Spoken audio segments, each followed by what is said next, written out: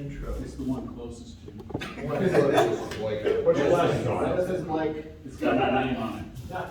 Okay, so Tim Linger, no. Our final past president is the Right Reverend D.T.M. Blake Smith. Blake is simply titillated by this outpouring of love, devotion, and hero worship. Hero worship. He had a chance, he had a choice between being here and poison ivy. The vote was pretty close, but he made it here. Help me welcome DTM, past president, Brother Blake.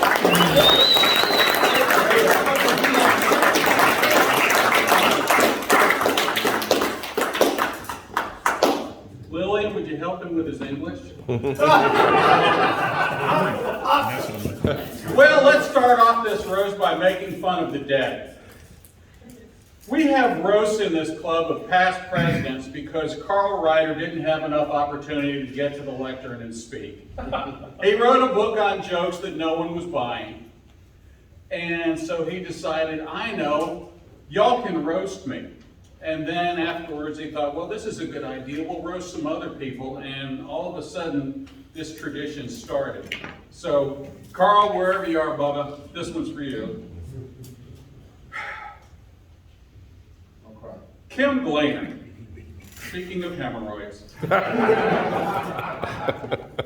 I'm going to share a, oh, here you go, Carson.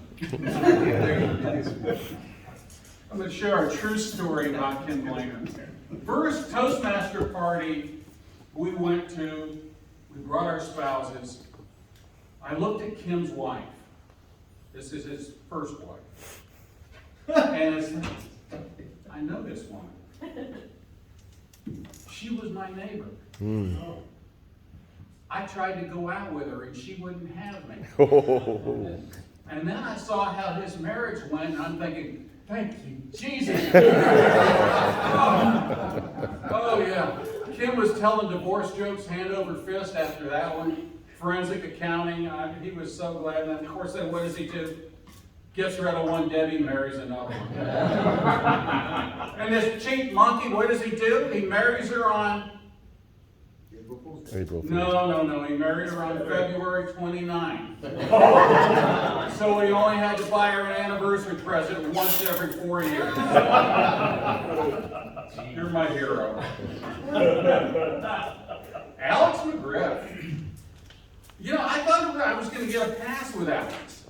This is the first meeting he's been on time to in 4 years. You know, I'm just like, if he's speaking, if he's got to be up at like 8:01, he might show up at 7:59. So I was really surprised when you were here. And then the redneck jokes coming out of you. You're a little closet redneck, aren't you? And then, of course, you really creeped me out. I was fine with the beard, with the Santa Claus. Then next thing you know, you're talking about sitting on my lap and me wearing leather pants. Good Lord, man, I was creeped out. I don't know where you go in that McGriff head of yours. It ain't gonna be a group trip. I ain't going. Good Lord, have mercy. Lonnie.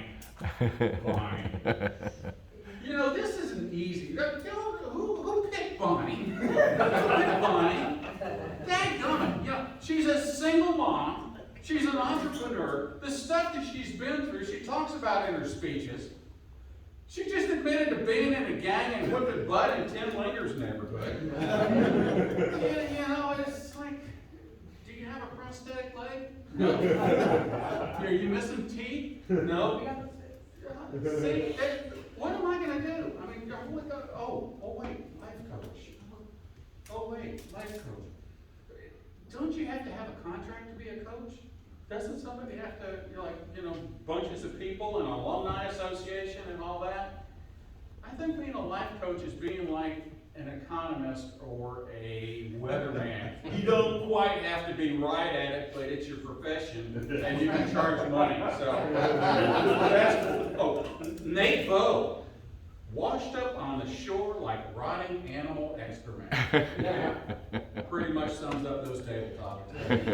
I'll leave that That's good. Tim Linger. I have never seen anyone poach employees out of the club like you do.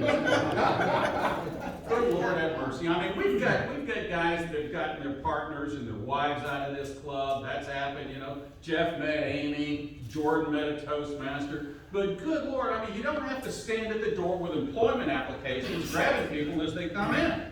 I looked at a little company picture and get together on Facebook. If you took out the Toastmasters, he'd be by himself. Why do you think he's got a Porsche?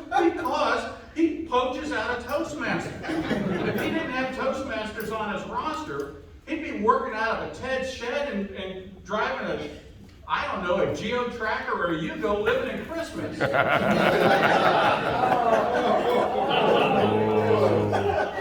Speaking of Christmas. Well, at least it's not Bethlo. That's what he said. Bethlo is the nightmare before Christmas. If you want to say, tell him he's from Bethlo. Chinos? Really? Chinos? Who knows what chinos are in here other than 1, 2, 5 hands? Very good. He did have a feed store. He made a lot of sales because his wife walked around openly carrying a .357 Magnum. Oh yeah, she was Christmas hot, baby. I love that grammar.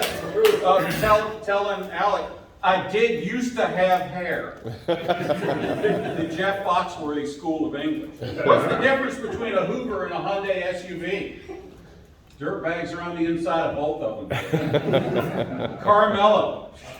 You know, he's in insurance now. He was going to be a musician, you know, doing blow, all that good stuff, but, you know, you can't pay for blow with Apple Pay now, so he had to stop that. Oh, I like it. Carson's wife put up with us jamming in his living room. Then you said she enjoyed it. Well, she either put up with it or she enjoyed it. It's two different things. You know, I don't like roasts. I'm with Bonnie. It's more fun to be a roaster than it is the roastee because you look at these folks up here, you look at everyone involved, and it's fun. It's fun. And these people are, you admire them. Some of these people are legitimate heroes, you know, and I've been doing Toastmasters for longer than some of you have been alive. And I wouldn't trade it for the world. I wouldn't trade it for the world. So, Sean Tucker, hurry up and be a past president, and I'll be up here nailing your butt. Thank you, everybody.